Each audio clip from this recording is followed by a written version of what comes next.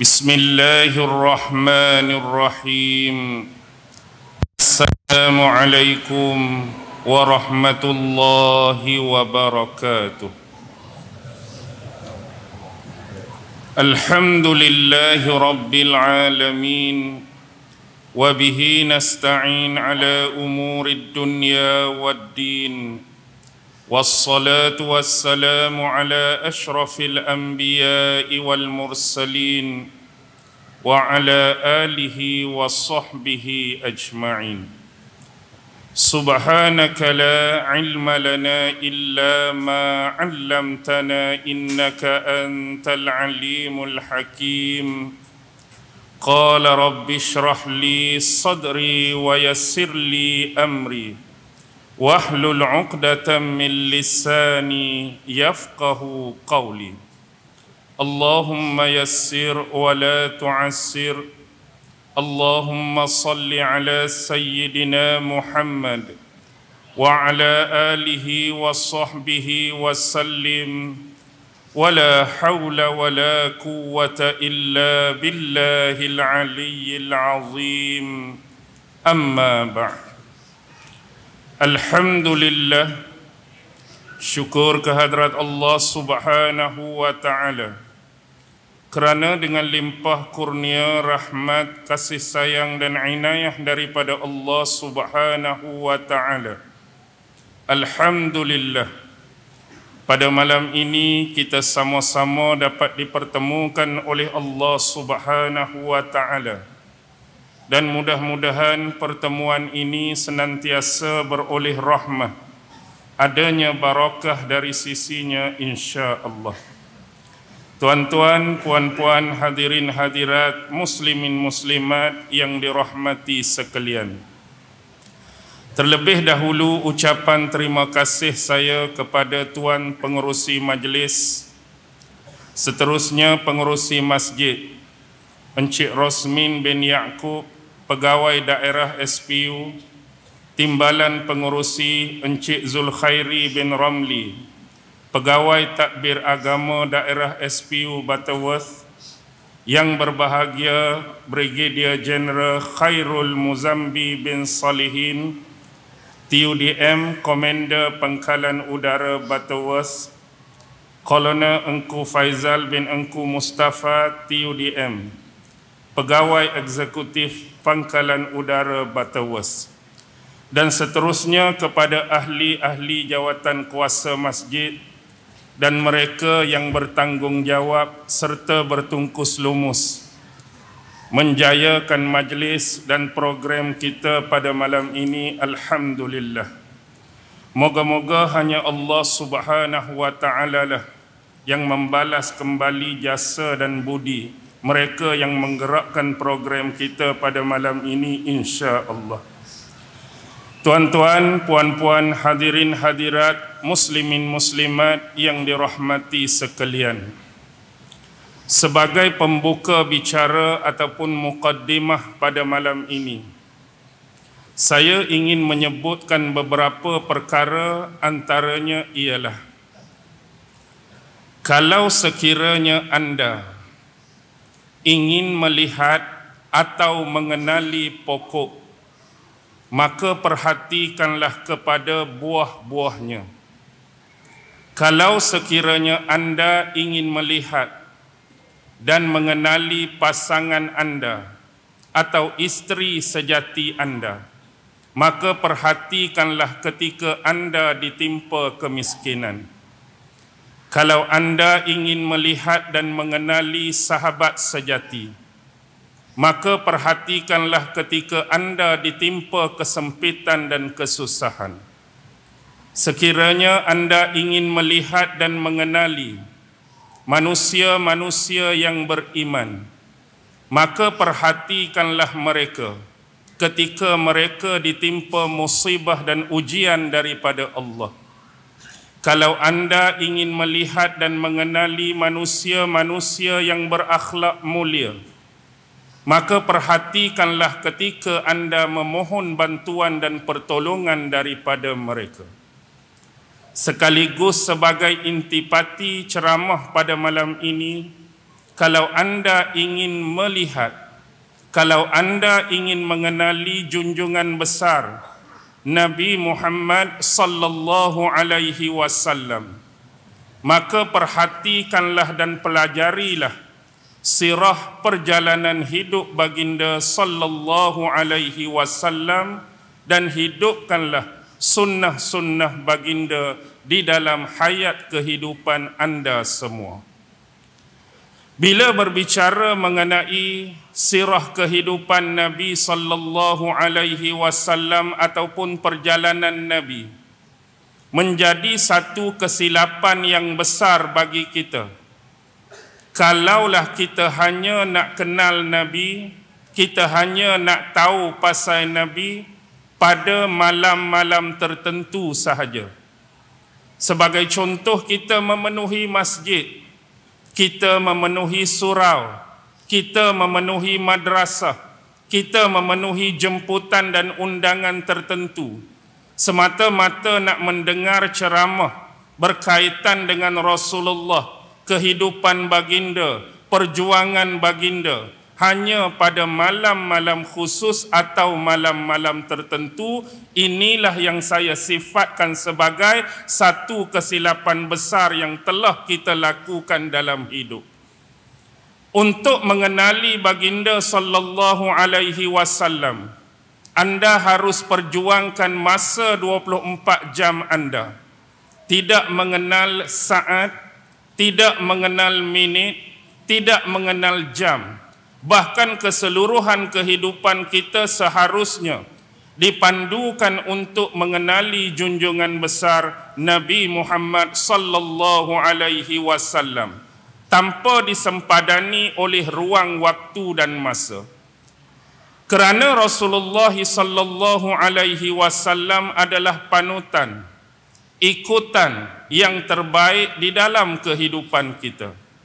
Bila kita sebut dan berbicara mengenai Nabi Muhammad sallallahu alaihi wasallam, kita memang ditakdirkan oleh Allah Subhanahu wa taala, ditentukan oleh Allah, bukan hidup ketika zaman hayat kehidupan baginda. Kita tidak disenaraikan oleh Allah di kalangan para sahabat Nabi yang beriman dan berperibadi mulia.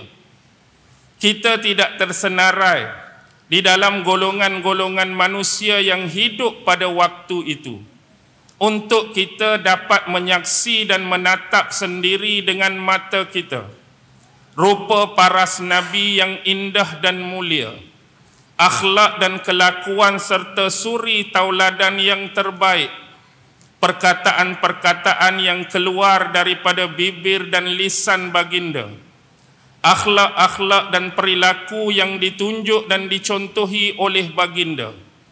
Kita tidak ditakdirkan oleh Allah untuk itu. Tetapi hari ini kita ditakdirkan oleh Allah untuk menjadi umat akhir zaman, sebagai pengikut Rasulullah sallallahu alaihi wasallam. Kita seharusnya memperbanyakkan rasa syukur, alhamdulillah, pujian kepada Allah kerana menjadikan kita sebagai hamba-Nya yang beriman kepadanya, yang beriman kepada Rasul-Nya yang ingin kita bicarakan pada malam ini, yang tetap taat dan setia melaksanakan segala perintah dan arahannya, dan berusaha sedaya upaya kita untuk menjauhi bentuk-bentuk larangan dan cegahan daripada Allah Subhanahu wa taala dan juga Rasul-Nya. Dalam erti kata, kita taat dan kita setia dengan jalan syariat, dengan jalan agama ini, alhamdulillah. Bila berbicara mengenai Nabi Muhammad sallallahu alaihi wasallam, Allah telah mengurniakan kepada insan yang mulia ini, manusia yang agung ini, dengan multi talented, kepelbagaian kecerdasan dalam pelbagai bidang. Bila kita berbicara mengenai Nabi Muhammad dari sudut mana sekalipun, sebagai contoh, bila kita berbicara mengenai Nabi Muhammad sebagai role model suami dan bapa kepada anak-anak di dalam keluarga dan rumah tangga. Nabi adalah contoh yang terbaik. Bila kita berbicara mengenai Rasulullah sebagai seorang sahabat, kepada sahabat-sahabat beliau, Rasulullah juga adalah model yang terbaik. Bila kita berbicara mengenai Nabi Muhammad sebagai seorang pendakwah, juru dakwah kepada golongan-golongan manusia yang tidak pernah mengenal Allah, golongan-golongan manusia yang melakukan kesyirikan kepada Allah, golongan-golongan manusia yang telah tersesat dan terseleweng di dalam kehidupan mereka, Rasulullah ini jugalah yang menjadi role model bagi kita.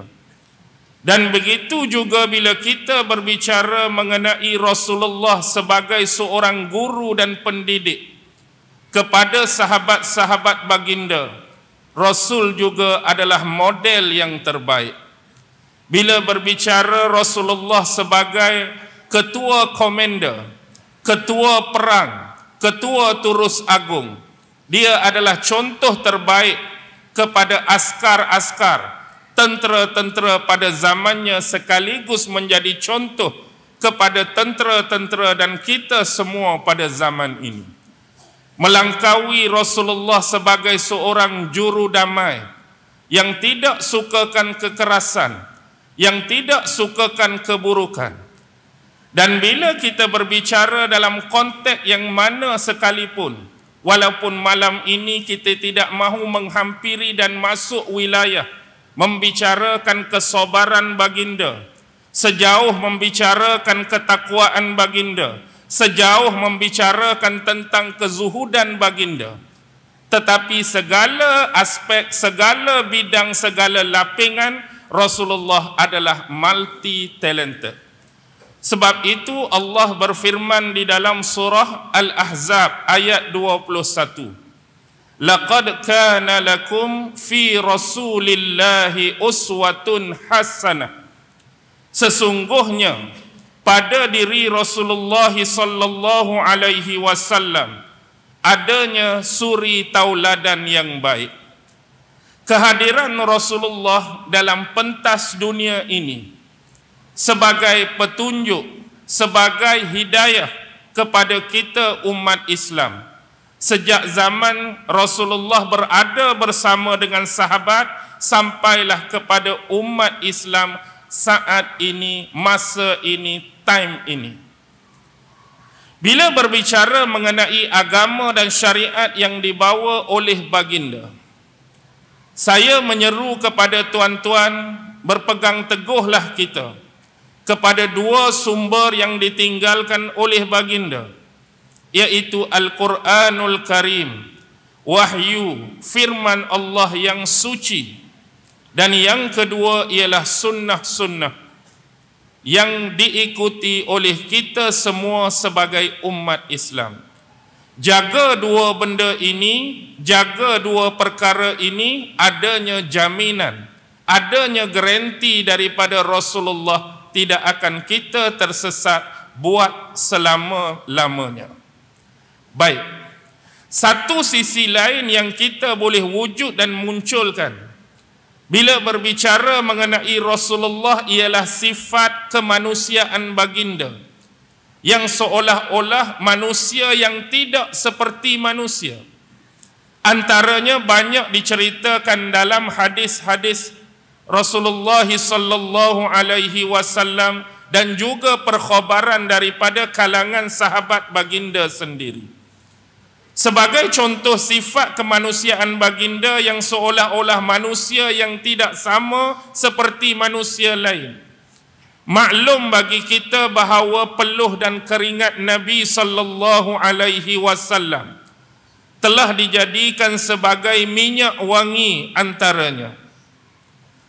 Air ludah Rasulullah sallallahu alaihi wasallam, atau kita sebut sebagai air liur, menjadi ubat, menjadi penawar kepada sebahagian sahabat-sahabat yang pernah diludah dan diubati oleh Rasulullah melalui cara dan jalan itu.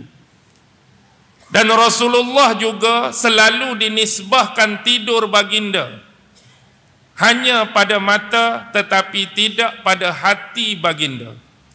Baginda juga dikatakan manusia yang tidak pernah menguap. Berbeza dengan kita, hari-hari menguap, hari-hari mengantuk. Dan baginda Rasulullah sallallahu alaihi wasallam tidak pernah ihtilam.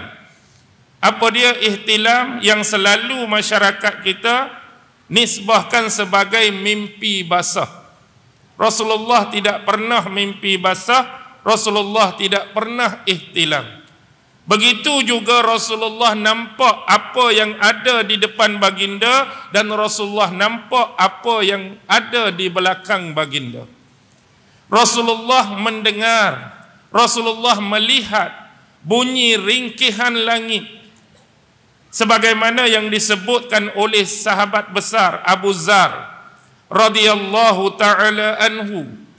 Rasulullah bersabda, lebih kurang maksudnya ialah, aku mendengar apa yang kalian tidak mendengar dan aku melihat apa yang kalian tidak melihat. Sesungguhnya aku mendengar dan melihat ringkihan langit, bunyi di langit. Kerana setiap 4 jari perbezaan di langit adanya malaikat meletakkan kening-kening mereka kerana sujud kepada Allah. Sekiranya kamu mengetahui apa yang aku ketahui, sesungguhnya kamu akan sedikit ketawa dan banyak menangis. Ini adalah sifat-sifat manusia yang dibekalkan oleh Allah Subhanahu wa taala, yang tidak sama seperti manusia lainnya. Kerana baginda adalah manusia yang menjadi pilihan Allah untuk menjadi seorang nabi, untuk menjadi seorang rasul yang terakhir. Dan bila berbicara mengenai perjuangan, mengenai kesabaran Nabi Muhammad sallallahu alaihi wasallam, kita boleh melihat bahawa Nabi begitu risau, Nabi begitu runsing, terutama perkara-perkara yang berkaitan dengan umat dia. Tidak sebagaimana risau kita, tidak sebagaimana runsing kita, tapi risau dan runsing Nabi yang hampir-hampir boleh memusnahkan dan membinasakan diri baginda.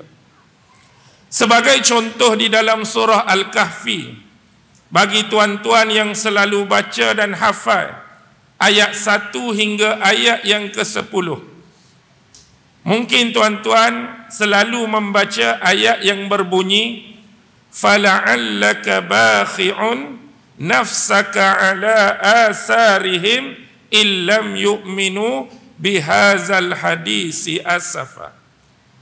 Maka apakah barangkali kamu akan membinasakan dirimu kerana bersedih hati, sedangkan mereka berpaling, sekiranya mereka tidak mahu beriman dengan keterangan ini.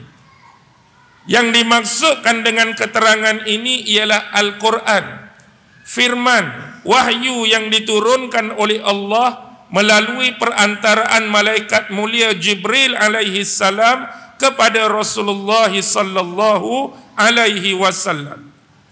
Dan bagi sesiapa yang selalu membaca Al-Quran, anda akan temui ayat yang hampir sama bunyinya, ayat yang persis mirip di dalam surah Asy-Syu'ara ayat yang ketiga.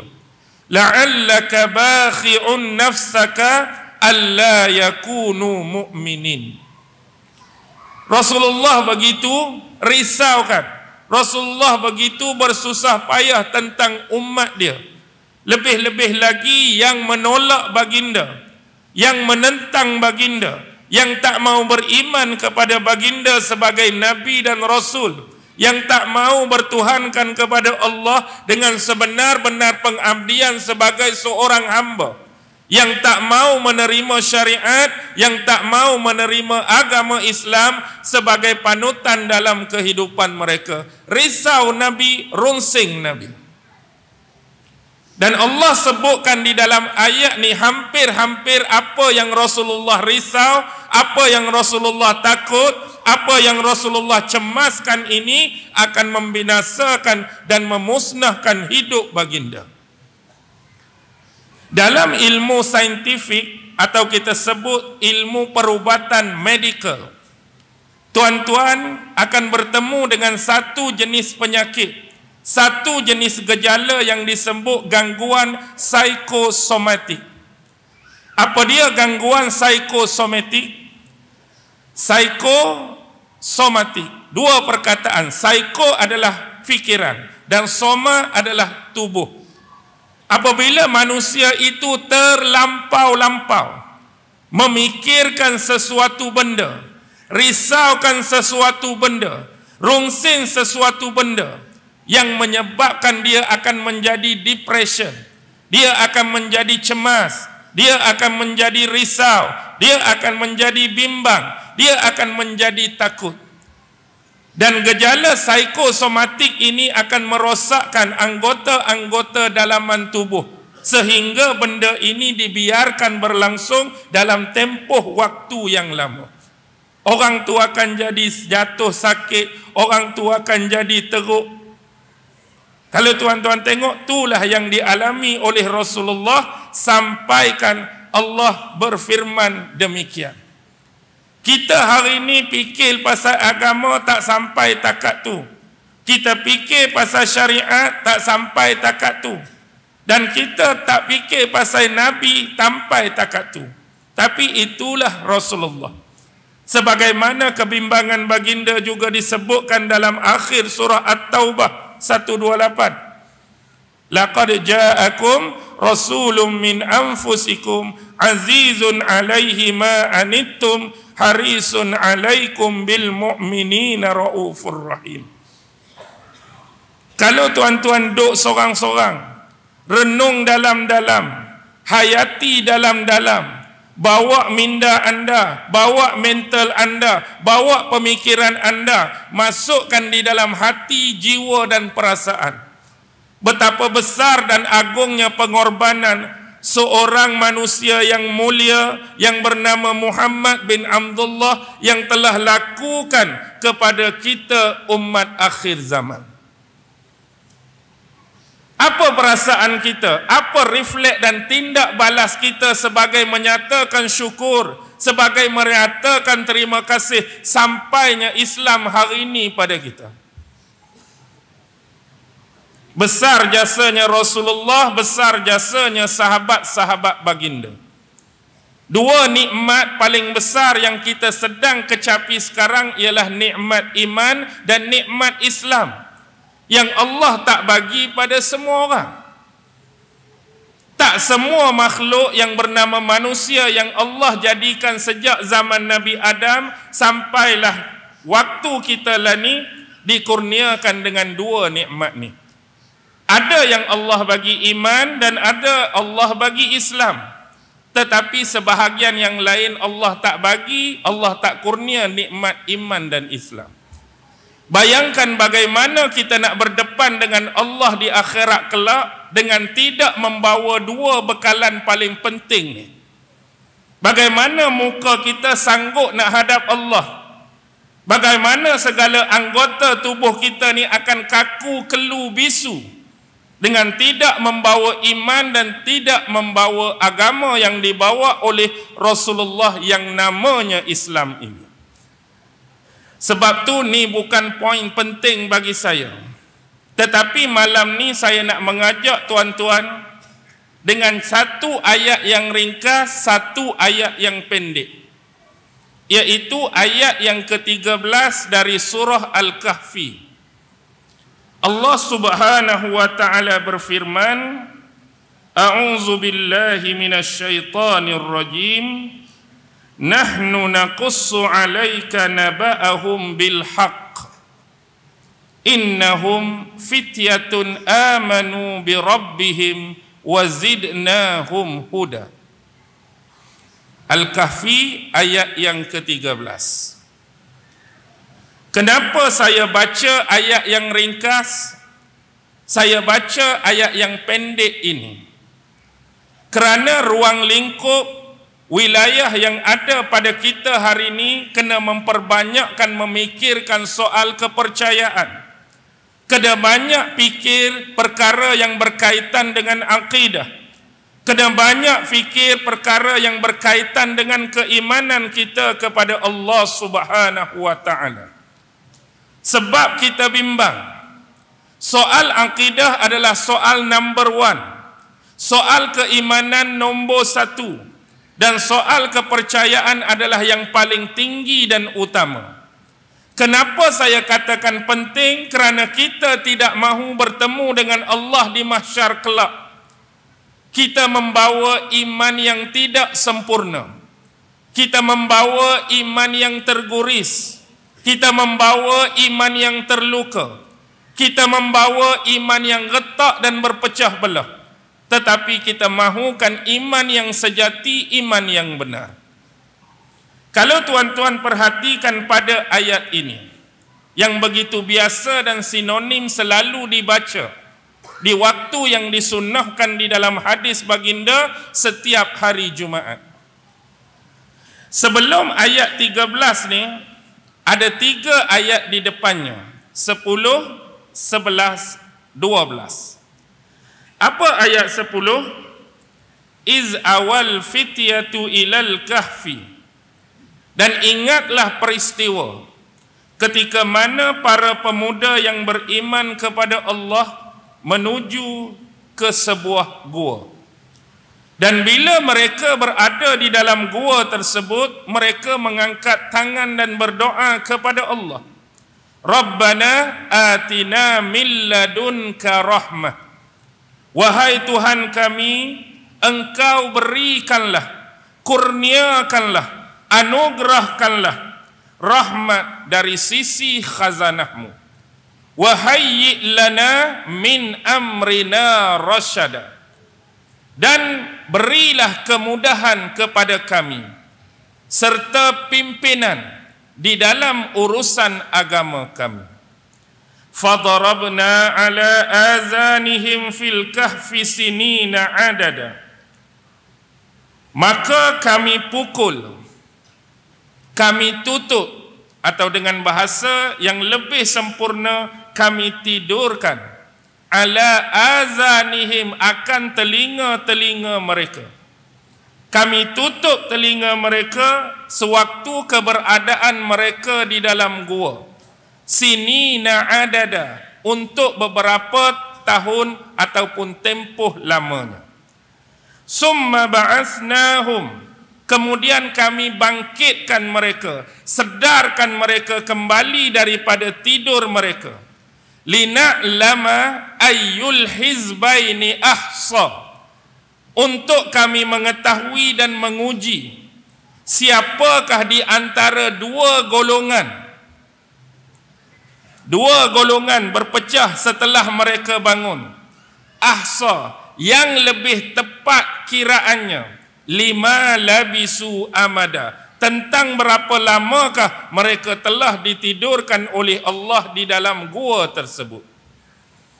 Ini adalah 3 ayat yang cukup penting, yang mana Allah menceritakan tentang pemuda-pemuda beriman yang sinonim disebut dengan pemuda Ashabul Kahfi. Mereka adalah golongan pemuda yang beriman yang cuba isolate, mengasingkan diri mereka, menjauhkan diri mereka daripada budaya penyembahan berhala, daripada budaya taghut yang menggelombang dan berleluasa pada zaman tersebut. Tapi dengan iman yang mereka punyai, tekad, azam, kekuatan dan keyakinan, mereka sanggup tinggalkan kaum mereka semata-mata nak menyelamatkan iman mereka. Lalu mereka menuju mencari tempat persembunyian. Dan Allah memberi hidayah dan petunjuk, menakdirkan mereka menuju ke kawasan pergunungan yang mana di kawasan tersebut adanya sebuah gua, dan mereka telah menjadikan gua tersebut sebagai tempat peristirahatan sementara, sekaligus tempat persembunyian mereka daripada kejaran tentera-tentera kerajaan Romawi pada ketika itu. Tuan-tuan boleh bayangkan, sebagai seorang yang wanted, yang dikehendaki, yang dikejar, ada macam-macam perasaan yang timbul. Perasaan cemasnya, takutnya, gelisahnya, rasa kena tangkapnya, rasa nak kena penjaranya, rasa nak kena ikatnya, rasa nak kena hukumnya, bercampur bau di dalam minda dan fikiran mereka. Lalu di sinilah dasar dan basic keimanan yang ada dalam keadaan mana pun kita sebagai hamba Allah. Baik dalam keadaan senang, baik dalam keadaan susah, Allah lah tempat kita bergantung, tempat kita berdoa memohon pengaduan kepadanya.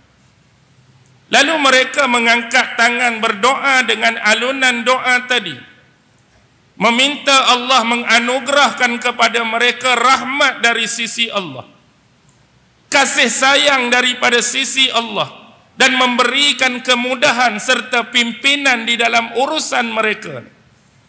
Itulah tanda manusia yang benar-benar beriman. Dan Allah lah sebagai tempat yang paling utama untuk kita bermohon dan mengadu. Lalu Allah telah menidurkan mereka di dalam gua tersebut. Dalam ayat yang lain menyebut hampir 300 tahun. 300 tambah 9 tahun. 300 tahun adalah mengikut kiraan kalender Syamsiah. Sebab kita ni hidup ada dua jenis kalender. Satu berasaskan kepada kitaran dan peredaran matahari, yang kita panggil solar system. Satu lagi ialah kitaran dan peredaran bulan yang kita panggil sebagai solar system. Kalau 300 tahun adalah mengikut kiraan kalender Syamsiah, peredaran matahari, plus 9 adalah mengikut kaedah peredaran dan kitaran bulan. Kerana setiap 100 tahun Syamsiah, setiap 100 tahun ikut peredaran matahari, kena top up, kena plus 3 tahun ikut peredaran bulan. 100 tahun, maka bulan Qamariah menjadi 103 tahun. 200 tahun, maka Qamariah akan menjadi 206 tahun. 300 tahun, maka Qamariah kiraan bulan akan menjadi 309 tahun. Jadi ada pengiktirafan tentang siapa yang mahu menggunakan kalender perkiraan timing mengikut perjalanan matahari dan mengikut timing perjalanan bulan. Satu tempoh yang cukup lama. Tapi kehebatan pada mereka ialah bila mereka bangun, tidak ada tanda-tanda, suasana dan condition pada diri dan tubuh mereka, pada fizikal mereka, pada tempat mereka tidur, pada persekitaran dan lingkungan gua pun tidak ada perbezaan sebagaimana mereka mula-mula masuk dalam gua tersebut. Cuba tuan-tuan bayangkan dalam tempoh hampir 309 tahun.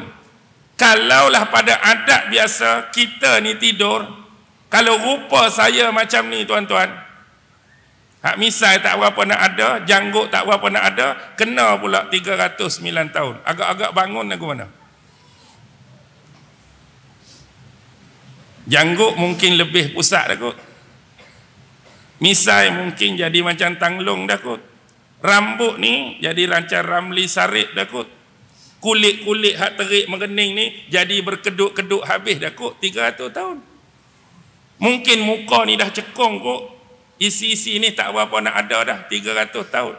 Orang hak duk hidup hari ni 100, 120 pun tak berapa nak ada isi dah, apa lagi 300 tahun. Tapi bila geng-geng pemuda beriman ni bangun, sama seperti keadaan mereka yang sebelum tidur. Tak ada efek, tak ada kesan. Bangun lagu ni juga, bangun lagu ni juga. Keadaan gua tak berlumut, tak ada batu pecah, tak ada retak, sama rasa sebelum tidur. Jadi sebab itulah bila Allah bangkitkan mereka kembali, untuk Allah menguji siapakah di antara dua golongan yang berselisih yang lebih tepat kiraannya. Allah sebut dalam ayat yang lain, satu golongan sebut, kita ni dah tidur lebih kurang sehari dah. Satu lagi golongan, kita dah tidur separuh hari. Walhal kedua-duanya sudah terkeliru.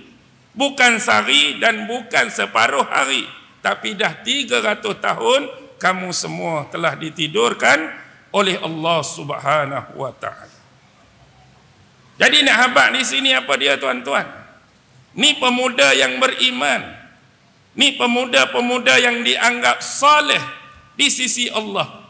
Bangun daripada tidur pun Allah nak habaq sifat semula jadi yang ada pada manusia, walaupun sama-sama baik, sama-sama soleh, sama-sama beriman, bangun daripada tidur pun tidak akan terlepas daripada perbezaan pandangan, perbezaan pendapat, perselisihan di kalangan mereka. Bangun tu, sehari kot, dah, separuh hari, dah, bukan separuh hari, sehari. Tu sama-sama baik. Apatah lagi kita hak jenis baik, bergaduh dengan hak tak berapa baik. Hak tak berapa baik, bergaduh dengan tak berapa baik. Salah tu, ni betul, ni betul. Ada hang pun salah, ni betul. Nak habaq sifat semula jadi manusia. Tapi poin yang paling penting, bila kita baca ayat yang ke-13 seterusnya, kita akan rasa lain. Bagi orang yang memahami, dia akan rasa lain. Cuba tuan-tuan bayangkan.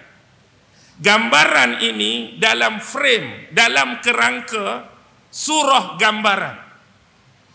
Bayangkan dalam minda kita dalam bentuk gambaran. Kalau boleh contoh kita filmkan dan anggapkan sendiri. Sekumpulan pemuda ni lari, tentera duk hambat, tentera duk kejar. Ada gua. Mari kita masuk dalam gua, sembunyi dalam gua. Kita tengah susah. Kita tengah ada masalah. Kita tengah ada problem. Angkat tangan, Rabbana atina fid dunya min ladunka rahmah wa hayyi lana min amrina rasyada. Dengan bantuan daripada Allah, rahmat daripada Allah, Allah tidurkan mereka. Jelepuk, tidur semua. 300 tahun. Bolak-balik kiri kanan. Masuk cahaya matahari, timur barat. Allah bangunkan mereka. Tiba-tiba ayat seterusnya, nahnu naqussu 'alaika naba'ahum bil haqq. Kami menceritakan kepadamu, kami mengkisahkan kepadamu, kami mengkhabarkan kepadamu, wahai Muhammad. Naba'ahum, cerita mereka, kisah mereka, riwayat mereka bil haqq, dengan sebenar-benarnya. Tadi kita tengah syok nak tahu apa akan jadi lepas tu, tiba-tiba dia jadi macam plot twist. Kami menceritakan kisah mereka kepadamu dengan benar. Pasal apa ayat jadi lagu ni pula?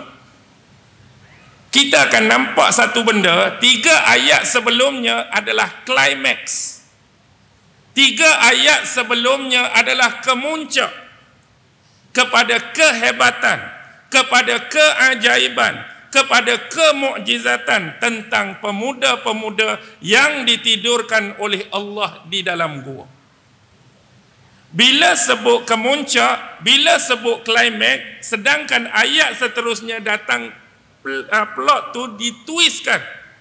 Jadi macam Allah baru nak start balik, Allah baru nak mula balik. Faham tak? Okey. Pernah tak tuan-tuan tengok plot cerita yang bersifat non-linear? Contoh cerita Tamil. Mula-mula cerita tu, hero bergaduh dengan bos, ketua penjahat.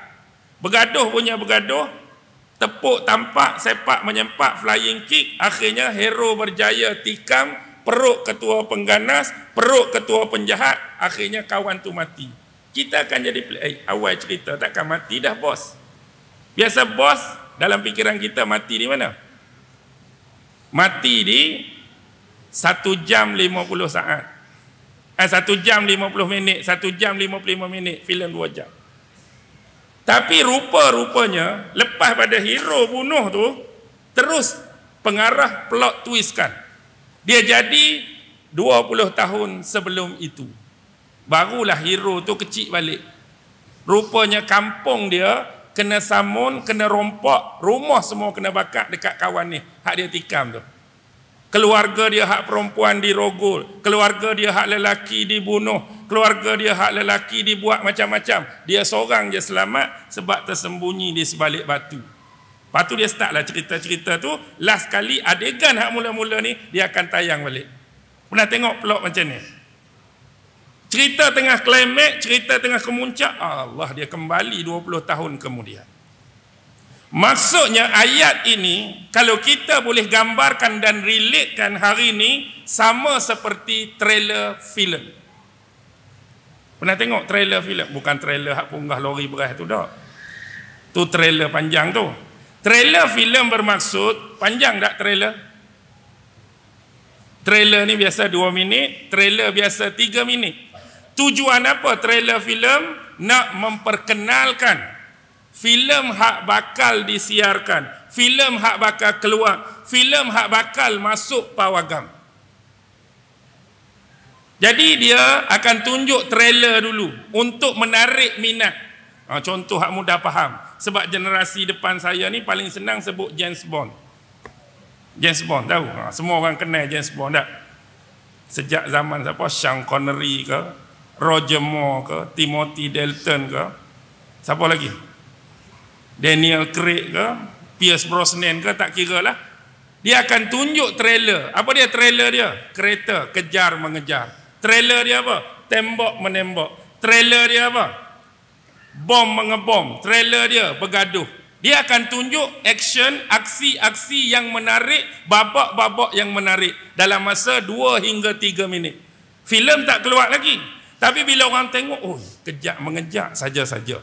Tembok menembok saja-saja. Bom mengebom saja-saja. Mesti best cerita ni. Tujuan dia apa? Nak menggairahkan kita, menaikkan semangat, nak mengetahui lebih lanjut. Ni 3 minit, kalau 2 jam, mesti meletup punya ni. Dia tunjuk dulu hak ni. Padahal kalau kira dia tak cerita hak awal-awal tu mereka lari. Patut start di situ. Pasal apa mereka lari ni? Tiba-tiba start, kena kejap dah. Masuk dalam gua dah. Tidur dah. Habis tu. Maksudnya ni adalah climax, ni adalah trailer. Nak suruh bila kita baca, wow. Nak suruh bila kita baca, amazing. Nak suruh kita baca, menggairahkan untuk mengetahui lebih lanjut kisah para pemuda ni lagu mana sebenarnya.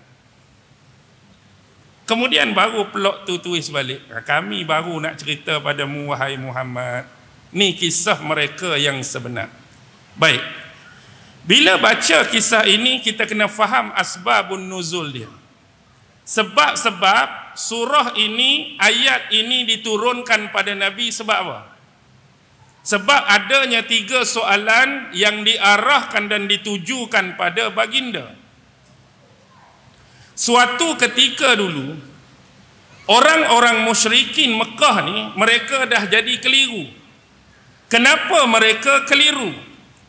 Kerana sejak lama mereka lawan Nabi, mereka tentang Nabi, mereka perangi Nabi.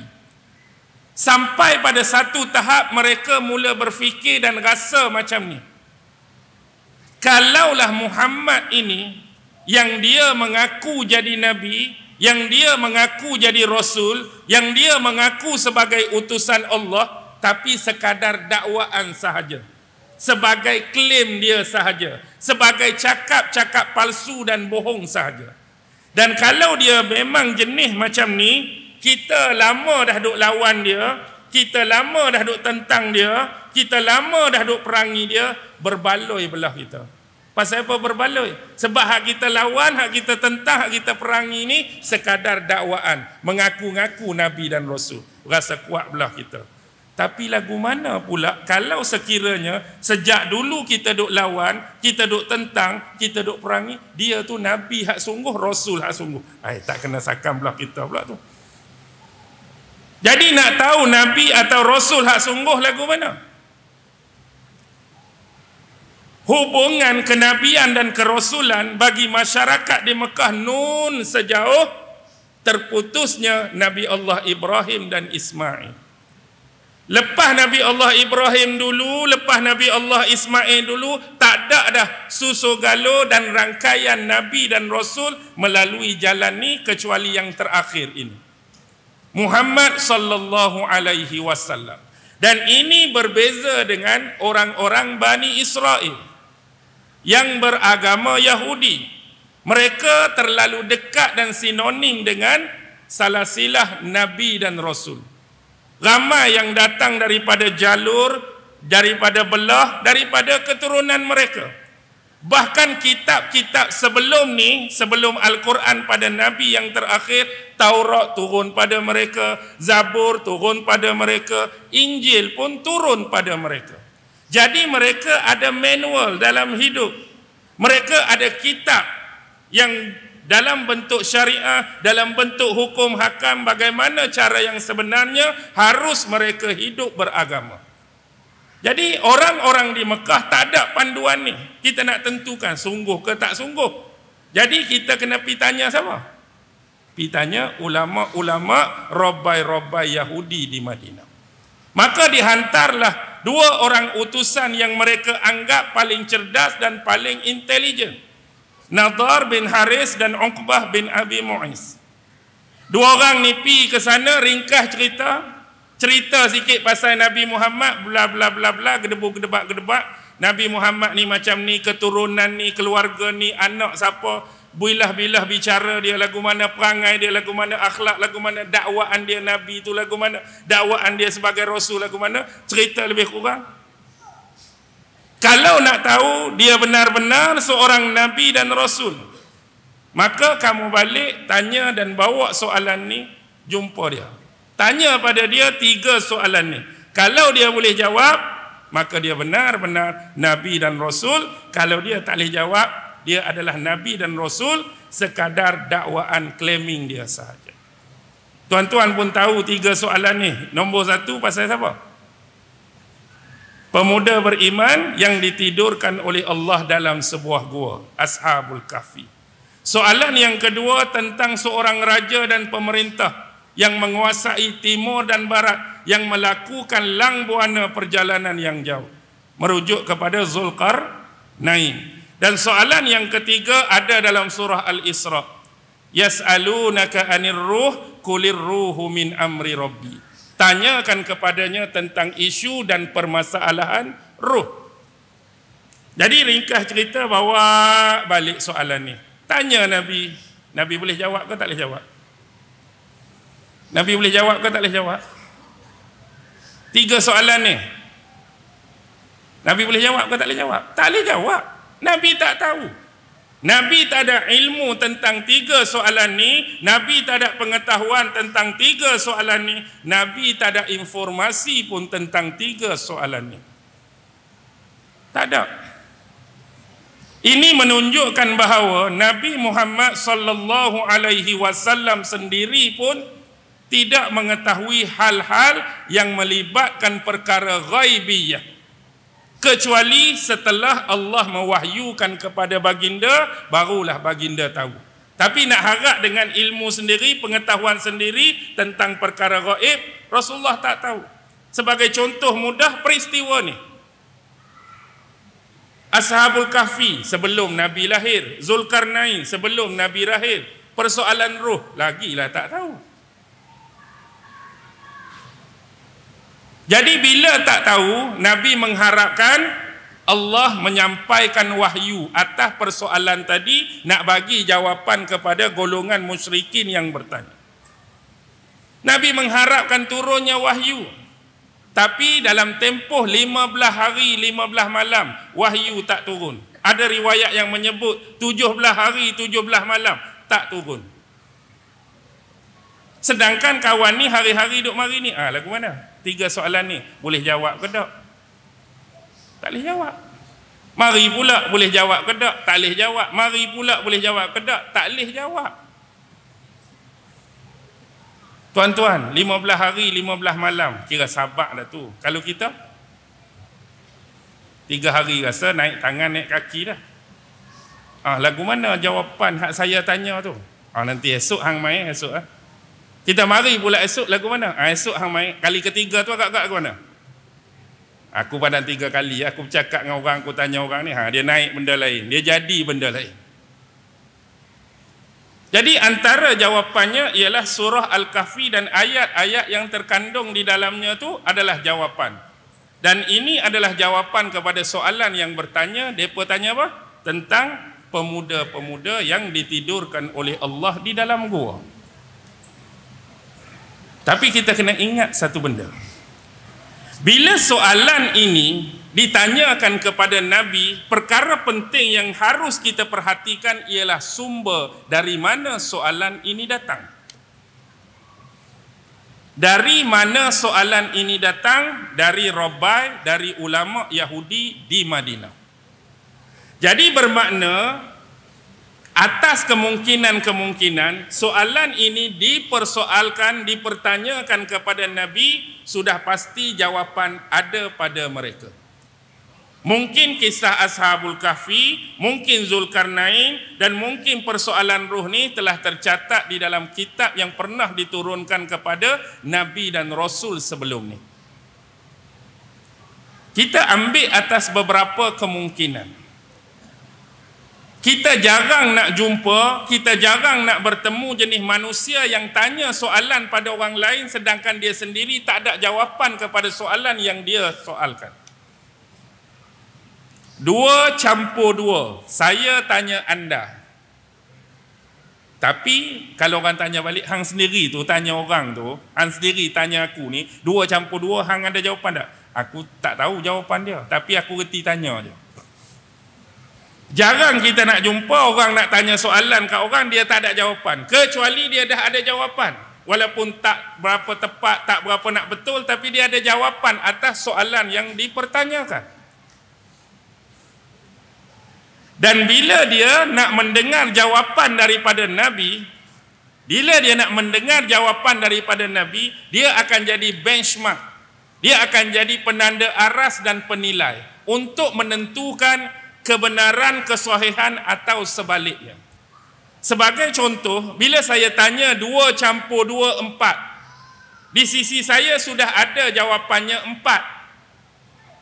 Itulah dia punya benchmark, itulah dia punya penilai, itulah dia punya penanda aras. Bila orang tu jawab 5, auto saya akan cakap salah. Kenapa salah? Sebab penanda aras dah saya punyai. Hak sebenar 4. Sebab tu berani mulut saya kata salah. 2 campur 2 naik 9, salah. 2 campur 2 14, salah. 2 campur 2 4, betul. Kenapa saya berani cakap jawapan dia betul? Kerana itulah jawapan yang sebenar. Tetapi kenapa digunakan lafaz al-haq? Kami menceritakan kepadamu kisah mereka dengan benar. Kerana apabila riwayat ini datang daripada orang-orang Bani Israel, lebih mirip lagi orang-orang berbangsa dan beragama Yahudi, maka harus dicermati riwayat mereka. Sebab banyak dah kes-kes yang kita klasifikasikan sebagai bentuk Israiliyat, bentuk dongengan mereka, asalnya sesuatu kisah, asalnya sesuatu peristiwa tu ada. Tapi berlaku apa? Penambahan, tokok tambah, pengurangan, topak sikit, topak sana nak bagi sedap, nak bagi hebat cerita. Tapi hak Allah nak bagi kat Nabi sebagai jawapan ni, hak benar-benar pure, hak benar-benar asli, hak benar-benar tulen. Ni cerita mereka hak sebenar. Baik, siapa mereka? Innahum fityatun amanu bi rabbihim. Mereka adalah para pemuda yang beriman kepada Tuhan mereka. Bila Allah sebut, itulah yang diangkat di dalam tema utama surah ini, iaitu tema akidah, tema tauhid dan tema keimanan. Sifat bagi para pemuda tu beriman. Benda inilah yang paling penting. Cerita nombor 1, akidah mesti nombor 1, iman mesti nombor 1, kepercayaan mesti nombor 1. Itulah yang ditekankan dalam agama kita, dan tema keimanan, tema tauhid itulah yang Allah nak angkat melalui sifat pemuda yang melarikan diri. Tuan-tuan tahu kan 4 plot dalam surah Al-Kahfi. Nombor 1 ialah plot fitnah pada akidah. Nombor 2, kisah pemilik 2 kebun adalah plot fitnah kepada harta, dunia, material. Dan plot yang ketiga, kisah Nabi Musa dan Nabi Khidir adalah plot fitnah kepada ilmu dan pengetahuan. Dan plot yang keempat, Iskandar Zulkarnain Ya'juj Ma'juj adalah plot fitnah kepada kekuasaan dan kepimpinan. Jadi apa yang kita hadapi dalam dunia hari ini, sampailah dunia akan dikiamatkan oleh Allah, tuan-tuan akan menyaksikan 4 fitnah besar ini. Akan datang fitnah pada kepercayaan, pada akidah, pada keimanan kita. Akan datang fitnah pada godaan dunia, material. Akan datang fitnah pada ilmu, pada maklumat, pada informasi. Akan datang fitnah pada politik, pada penguasaan, pada kepimpinan. Itu hak paling besar. Kalau tuan-tuan perhati. Dan bila keimanan ni dikaitkan dengan siapa? Fityah. Apa dia fityah? Pemuda. Inilah pentingnya semangat kepemudaan dan kepemudian. Sebagaimana slogan keperibahasa, pemuda harapan bangsa, pemudi tiang negara. Nak habaq pentingnya konteks kepemudaan dan kepemudian dalam mana-mana masyarakat, mana-mana wilayah, mana-mana kawasan, mana-mana negeri, mana-mana negara sekalipun. Pentingnya orang muda, kekuatan orang muda, kecerdasan orang muda. Orang muda ni satu aset yang cukup penting. Yang inilah yang Allah suruh jaga, dan bagaimana cara kita nak mengacuan dan bentuk mereka menjadi sama seperti sifat yang Allah sebut, pemuda yang beriman. Kenapa pemuda? Dalam ayat Inna ja'alna ma'alal ardi zinatan laha linabluwahum ayyuhum ahsanu amala. Sesungguhnya kami menjadikan apa-apa yang berada di atas permukaan bumi ini sebagai perhiasan baginya, untuk kami menguji siapakah yang lebih baik amalannya. Muda dan tua memang kita kata perbezaan dari sudut umur, perbezaan dari sudut ilmu maybe, persamaan dari sudut pengalaman maybe, persamaan dari sudut sifat kematangan maybe. Tetapi apa yang kita nak sebut ialah golongan muda yang Allah sebut inilah yang paling mudah terkesan, yang paling mudah terbuka dan terdedah, yang paling mudah tergoda dengan godaan dunia. Orang hak kata pemuda-pemudi inilah yang paling mudah terbuka dan terdedah dengan hambatan materialisme. Hak kata pemuda-pemudi inilah yang paling terbuka dan terdedah dengan hambatan dunia. Hak kata hak muda, hak kata hak mudi inilah yang paling sukakan bentuk-bentuk kemasyhuran, populariti, glamour, terkenal, follower tu follower ni. Hak tua tak ada ke sifat tu? Ada. Tapi dengan ilmu mereka, kematangan mereka, usia mereka, dia jadi lain. Tapi hak muda lah yang paling mudah terdedah dengan materialisme ni. Hak jenis godaan dunia ni, hak jenis kaya-kaya ni, hak jenis nak harta banyak ni, hak nak pitih bertambung ni, hak nak masyhur, nak dikenali ni, jenis sifat-sifat yang dikehendaki oleh jiwa-jiwa dan perasaan muda-mudi. Tapi tuan-tuan tengok, karakter ini disebutkan oleh Allah. Siapa Ashabul Kahfi? Banyak ulama-ulama di dalam tafsir yang muktabar menyebut mereka adalah anak-anak kepada pegawai-pegawai tinggi dan menteri-menteri kerajaan pada masa itu. Anak pegawai besar, anak menteri. Dengan kata lain, harta sentiasa di sisi mereka. Harta banyak, duit banyak, pangkat tinggi, segala kemudahan mereka dapat. Ada kereta besar ni sebuah hari ni, ada motor besar, ada macam-macam. Aset tu, aset ni, ASB, apa ikut dia lah. Tapi disebabkan budaya yang menggelombang pada masa tu adalah budaya taghut, adalah budaya kezaliman, adalah budaya paksaan, adalah budaya mensyirikkan Allah dari sudut menyembah dan sujud kepada berhala-berhala.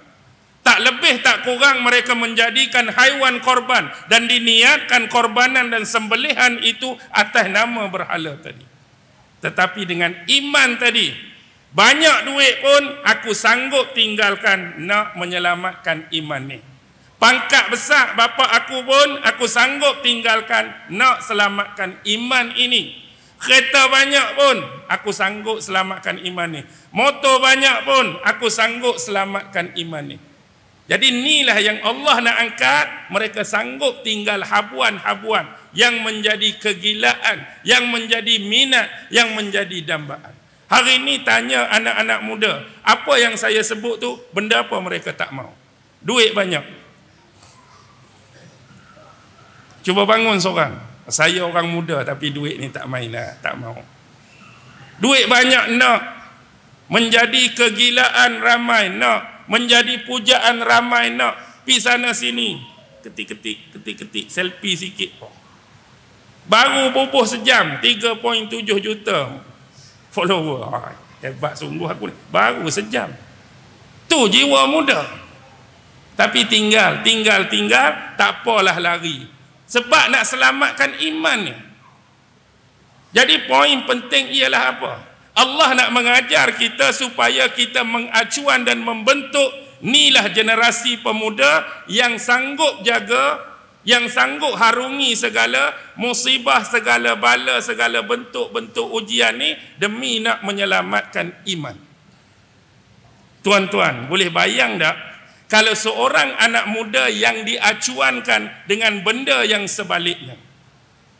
Anak-anak muda yang sepatut beriman, mereka diacuankan dengan budaya syirik, mereka diacuankan dengan budaya khurafat, mereka diacuankan dengan budaya dongeng, mereka diacuankan dengan budaya yang lara, yang tak apa-apa. Yang sepatutnya mereka taat mengibadahi Allah, mereka tinggalkan solat, mereka tinggalkan puasa, mereka tinggalkan arahan-arahan, mereka tinggalkan perintah agama dan mereka ramai-ramai bangkit melakukan perkara yang menjadi larangan Allah. Cuba tuan-tuan fikir satu masa, generasi yang berada di atas, yang mungkin sekarang memegang tampuk kepimpinan, tampuk pemerintahan. Satu masa mereka akan berumur, satu masa mereka akan tua, satu mereka akan lelah, sampai masa mereka akan pencin, sampai masa mereka akan tak larat. Siapa yang akan mengisi barisan-barisan itu? Anak-anak muda, generasi-generasi yang dibentuk mengikut acuan dan bekas dia. Cuba tuan-tuan bayang, acuan tadi yang diangkat jadi pemimpin, acuan tadi yang diangkat untuk memerintah kita. Yang terdedah dengan budaya syirik, yang terdedah dengan budaya khurafat, yang terdedah dengan budaya dongeng, yang tinggalkan ajaran agama, yang buat apa yang agama larang. Kalau itulah training pada mereka, kalau itulah ilmu yang diberi pada mereka, kalau itulah pengalaman hidup yang ada pada mereka, itu jugalah yang mereka akan kongsi dan deliverykan pada orang-orang di bawahnya. Tuan-tuan nampak tak kesannya? Jadi kalaulah pemuda tu sudah dibentuk dengan iman, dengan syariat, kalau mereka ni naik, itulah akan kongsi dan deliver apa yang ada pada mereka. Kita tak perlu tuduh siapa-siapa, hujum siapa-siapa, perhatikanlah apa yang sedang berlaku. Itulah dia punya sifir. Kalau ini naik, itulah dia akan kongsi, itulah dia akan deliver. Dan kalau sebaliknya itu yang naik, itulah yang dia akan kongsi, itulah dia akan deliver. Dan Allah sebutkan berapa tahun mereka tidur. Ramai tengok jam ni, saya baru nak start ni. Sebab jarang-jarang mari. Esok cuti pula. Tak apalah, kita sikit lagi. Saya pun tak tengok jam lagi. 9-7 minit padam pun. Tak apa, sikit lagi. 309 tahun. Kita ambil lah 300 tahun. 300 tahun ni, bila kita renung, bila kita fikir, biasanya Allah dia akan melakukan sesuatu yang sesuatu tu kita tak boleh baca. Kita akan terfikir, tak tahulah tuan-tuan terfikir ke tak, tapi saya jenis orang yang suka berfikir, why 300 years? Pasal apa Allah tak tidurkan mereka dengan jumlah kurang daripada tu? Why tidak 150? Why tidak 230?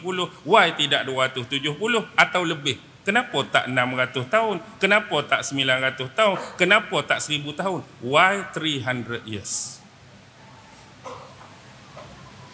Tapi kita tengok satu-satu, walaupun ini sekadar kemungkinan yang saya boleh bawa kepada tuan-tuan untuk sama-sama berfikir. Ada riwayat yang menyebut perselisihan pandangan dan pendapat. Pemuda-pemuda ini mendapatkan sumber iman mereka daripada mana? Mereka dikatakan pemuda yang beriman, mesti ada sumber keimanan. Sekurang-kurang ajaran siapa, guru mereka siapa, siapa yang memindah dan mengajarkan keimanan untuk mereka jadi sebagai pemuda yang beriman. Perselisihan dalam tafsir selalu kita sebut, ada ulama yang mengatakan zaman mereka ini selepas Nabi Allah Isa alaihi salam. Maksudnya kalau kita ambil pendekatan, pandangan yang pertama, Nabi Isa alaihi salam datang dulu, mari dulu. Kemudian Nabi Isa diangkat kembali oleh Allah, kemudian ajaran ini sampai kepada mereka. Kalaulah Nabi Isa dulu, mereka kemudian. Tapi sebahagian besar ulama-ulama lain, bila melihat kepada zahir dan lahiriah ayat ini, menunjukkan bahawa mereka ada sebelum Nabi Allah Isa diutuskan. Maksudnya, pandangan yang kedua, mereka dulu. Jadi, berkaitan dengan pandangan yang kedua, mereka dulu, tapi mereka tidak sempat dengan Nabi Isa.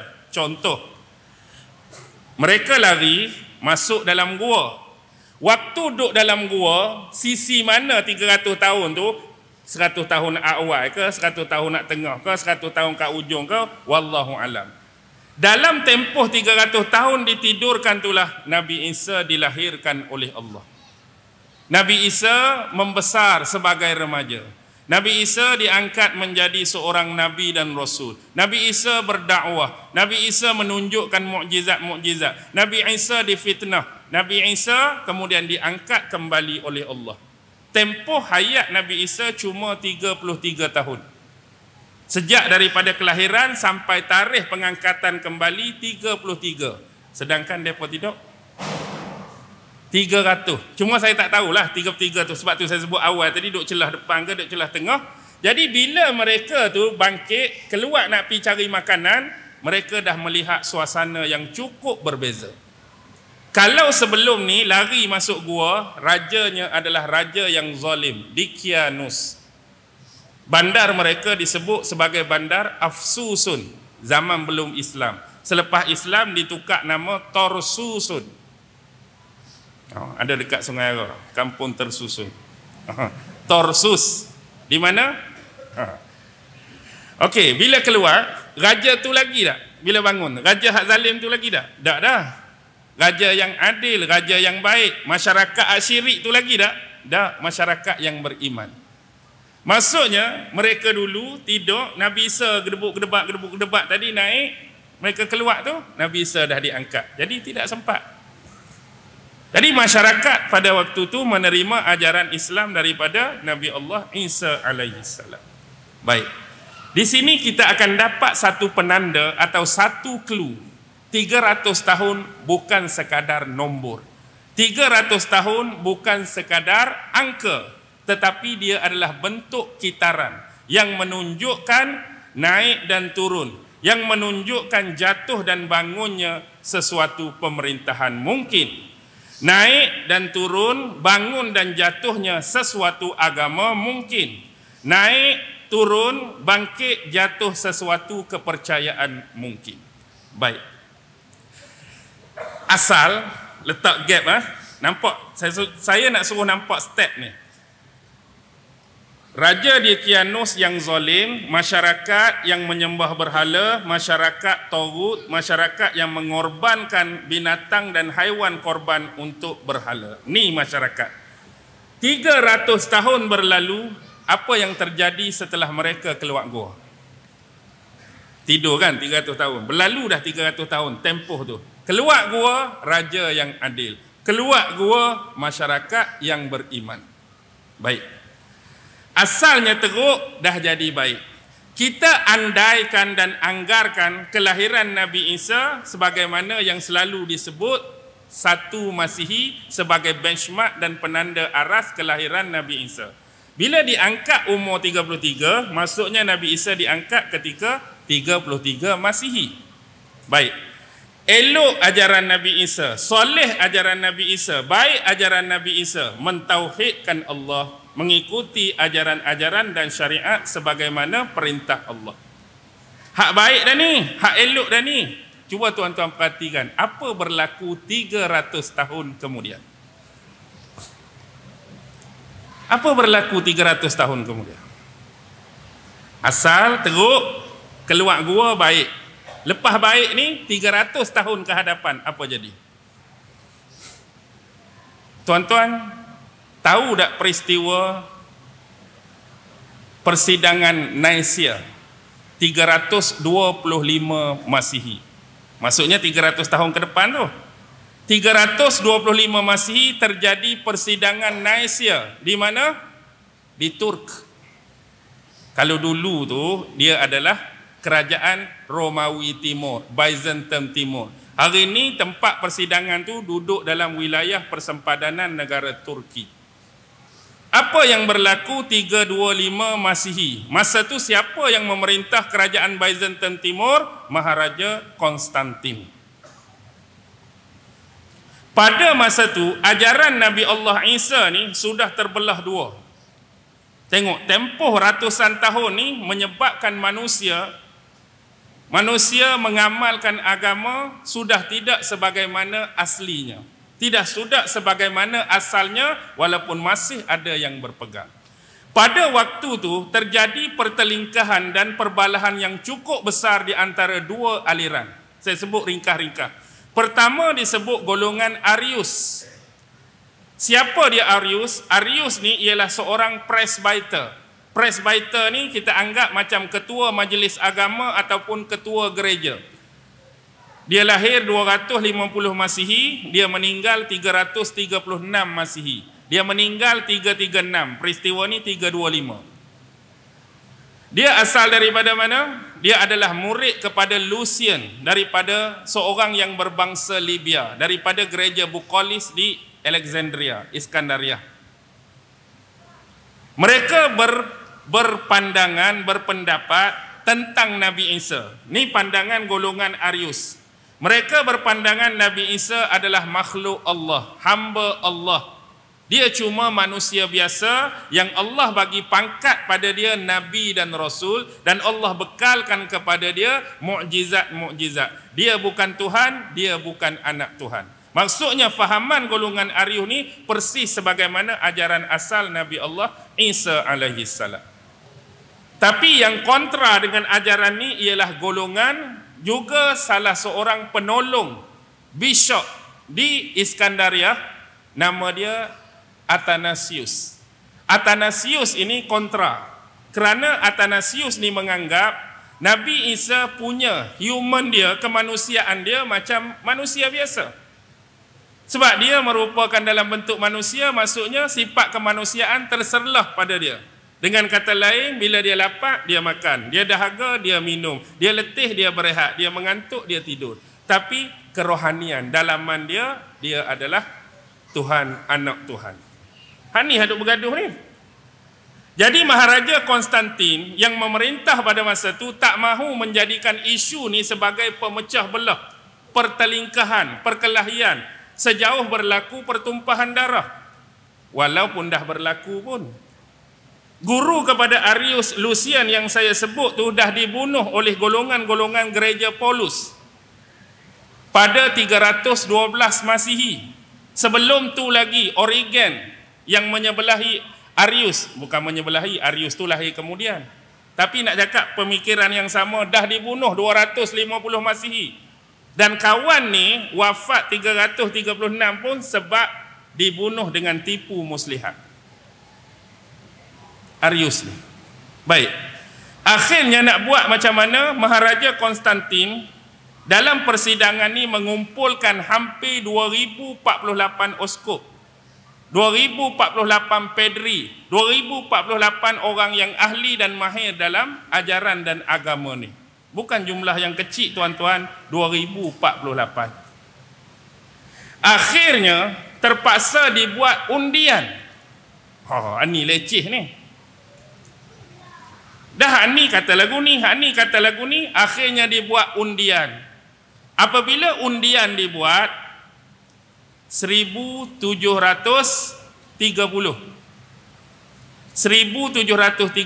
menyebelahi Arius. Nabi Isa bukan Tuhan, bukan anak Tuhan. 318 Nabi Isa Tuhan, anak Tuhan. Majoriti tuan-tuan. 1730, 318 memang mampu keras lah. Tapi Maharaja Konstantin dia nak jaga legasi politik dia, dia menolak yang majoriti, dia pilih minoriti 318 untuk dijadikan akidah baru bagi umat Nasrani. Tengok liciknya permainan dia. Akhirnya bila ini akidah baru, bila ini agama baru, bila ini keyakinan baru, hak Nabi Isa ajak 300 tahun sebelum tu sudah dirosakkan. Sudah disesatkan, sudah diselewengkan. Kemudian bila dia Romawi, dia memasukkan unsur-unsur budaya Helenistik. Helenistik ni budaya-budaya Parsi kuno, budaya Romawi, budaya Yunani. Antara penonjolan budaya Helenistik ialah simbolis dan pematungan. Kan Yunani terkenal dengan dewa-dewa Olympus mereka. Ada nama dewa apa? Zeus lah. Ada nama Jupiter lah, ada nama Poseidon, ada nama Hades, ada nama Saturn. Mereka bukan setakat menamakan dewa, tetapi menyimbolkan, merupakan, taswirkan. Kalau Zeus, janggut panjang gini, senjata lagu ni. Kalau dewa ni gini. Tuan-tuan faham? Belajar sejarah 3 kata 5 kan? Rom pun ada budaya Helenistik. Akhirnya bila budaya Helenistik masuk dalam agama ini, apa yang terjadi? Maaf saya sebut, bukan ini kemelampauan, tapi realiti dan hakikat. Bila tuan-tuan masuk dalam church atau gereja, itulah yang tuan-tuan akan lihat. Siapa yang disimbol dan dipatungkan di depan? Siapa yang dukung bayi kecil? Ada budak kecil, ada sayap 2. Siapa yang menjadi simbol ni? Yang pastinya itu adalah Bonda Maria, yang kecil itu adalah Yesus. Yang kena ni Yesus. Sedangkan tu adalah fitnah terhadap baginda. Baik. 325 rosak balik dah. Cuba tuan-tuan cek 300 tahun kemudian apa jadi. Selepas penyelewengan agama ni, balik 300 tahun, apa jadi?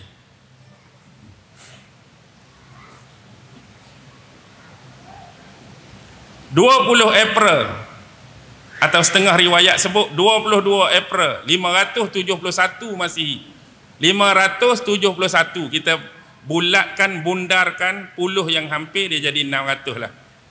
20 April atau 22 April 571 apa berlaku tuan-tuan? 300 tahun kemudian. Apa berlaku? 20 April 571. Sudah. Sebab ustaz sebut tarikh Masihi, jadi kami pun bengong kelu. 20 April 571 adalah Isnin 12 Rabiul Awal tahun Gajah. Apa berlaku? Kelahiran junjungan besar Nabi dan Rasul yang terakhir yang bernama Muhammad. Ataupun kita boleh ambil 610 tarikh pengangkatan Muhammad sebagai seorang Rasul. 600 tahun yang paling dekat dan paling hampir. Allah dah bangkitkan Nabi dan Rasul yang terakhir untuk jernih dan sucikan balik nama dan ajaran Nabi Isa. Bahkan dalam Al-Quran Allah menyucikan nama Nabi Isa. Dalam surah Maryam, menyucikan Maryam yang dituduh, ditohmah, dikata macam-macam. Maryam berzina lah, Maryam melahirkan anak luar nikah lah. Tapi dalam surah tu Allah sucikan nama Maryam. Dia tak berzina, dia bukan melahirkan anak luar nikah. Anak ni adalah mukjizat daripada kami. Kemudian Nabi Isa yang dia kata kena bunuh, kena salib, Al-Quran nafikan. Dia tidak dibunuh, dia tidak disalib, bahkan dia diserupakan dengan orang lain. Sucikan pula nama Nabi Isa atas fitnah di atas tiang salib tu. Dan bab orang dok kata dia Tuhan ke anak Tuhan ke, inna masala Isa indallahi kamasali Adam khalaqahu min turab. Asal kejadian Adam, asal kejadian Isa pun sama. Dua-dua kami jadikan daripada tanah. Nak menunjukkan dia bukan Tuhan, dia bukan anak Tuhan, dan dia tak termasuk pun di dalam Trinity, Family of God. Quran mari, Nabi lahir, sucikan balik. Bawa ajaran yang sebenar. Tapi bukan berhenti setakat ni. Selepas Nabi wafat, tuan-tuan perhati, 300 tahun kemudian apa jadi? Hak masa Nabi elok dah. Al-yawma akmaltu lakum dinakum wa atmamtu alaikum ni'mati wa raditu lakumul Islam madinah. Komplit, sempurna. 300 tahun Nabi wafat, apa jadi? Nabi kan sebut, sebaik-baik kurun adalah kurun aku. Sebaik-baik zaman adalah zaman aku. Summal ladzina yalunahum, summal ladzina yalunahum. Kemudian kurun selepas tu, kemudian kurun selepas tu. Nabi sebut yang terbaik zaman Nabi, zaman sahabat, dan Nabi tambah 2 kurun selepasnya. Bila 2 kurun selepasnya tambah kurun Nabi, 3 kurun berarti 300 tahun. Nabi nak gambarkan inilah the golden age. Zaman keemasan yang sebenar ada pada zaman Nabi yang terbaik, zaman sahabat, zaman tabi'in, zaman tabi'in. 300 tahun kemudian apa jadi tuan-tuan? Walaupun bukan tarikh yang sebenar, tapi saya rambang, saya kumpulkan secara umum. Tarikh yang sebenar ada lagi awal daripada tu, ada tengah-tengah, ada yang lambat. Tapi mudah kata, saya rangkumkan semua selepas 300 tahun Nabi wafat. Maka time inilah keluar yang namanya Syiah, keluar yang namanya Mu'tazilah, keluar namanya Qadariyah, keluarnya Jabariyah, keluarnya Jahmiyah, keluarnya Karamiyah, keluarnya segala yah di belakang. Telah munculnya aliran dan mazhab-mazhab yang dianggap di sisi ahli sunnah wal jamaah adalah golongan-golongan yang sesat dan terseleweng. 300 tahun kemudian kita ingat, oh habis Nabi, terbaik dah lah. Tak. Penanda arasnya itulah yang berlaku. Dan poin terakhir sebelum saya berhenti, tuan-tuan, 300 tahun adalah selalu salah satu tempoh yang cukup lama. Dan bila lama, dia akan mengakar. Dia akan meredam. Dia akan membumi. Dia akan teguh. Apa maksud saya? Maksud saya, kalaulah dikatakan satu-satu ajaran tu memang confirm sesat, confirm salah, confirm tak betul, confirm tak sahih, confirm segala-galanya tak kena pada dia. Tetapi untuk tempoh yang lama, kalau kita duk injak dia, kalau kita duk pukul dia, kalau kita duk tanam dia, kalau kita duk filing dia, kalau kita duk masuk dia, kalau kita duk cucuk dia hari-hari, hak nama sesat, hak nama tak betul, hak nama tak sahih, hak nama tak kena, hak nama segala-galanya, fahaman ini akan mula mengakar. Dan bila mengakar, dia akan jadi kepercayaan. Bila tempoh tu terlampau lama, tuan-tuan tengok, agak-agak Nabi Ibrahim dan Nabi Ismail ajak dak masyarakat Mekah sembah berhala? Tak mungkin. Tapi bila berhala start masuk di bumi Mekah? Zaman pemerintahan Bani Khuza'ah yang mengambil tampuk pemerintahan daripada Bani Jurhum. Bani Jurhum kalah dalam peperangan, Bani Khuza'ah ambil. Pemimpin pertama Bani Khuza'ah, Amru bin Luhai Al-Khuzai. Pergi ke Balqa di Syam, dia lihat orang di sana suka sembah berhala. Bila dia nak balik ke Mekah, dia minta sekok. Alang-alang aku nak balik, ramai sekok, aku nak balik ke Mekah. Inilah sejarah kemasukan patung Hubal. Patung yang dibuat daripada batu akik merah dengan sempurna sifat kecuali tangan kanan terpotong. Bila balik, mereka sepuh balik tangan ni dengan emas. Letak dalam mana? Letak dalam Kaabah. Bila tiba musim haji, walaupun cara jahiliah, mereka keluarkan patung letak depan pintu Kaabah. Bila orang tawaf 7 kali, berhenti depan patung. Di sinilah berlaku, mula berdoa, memohon, mengharap pada kawan ni. Lama-kelamaan, takkan di Mekah saja kita buatlah kabilah kita, dusun kita, bani kita, sikit-sikit sorak. Bila dia membiak, kita tahu ni syirik, kita tahu ni salah, kita tahu ni sesat, kita tahu ni salah. Tapi bila masa tu memakan masa dan tempoh yang lama, dia jadi agama.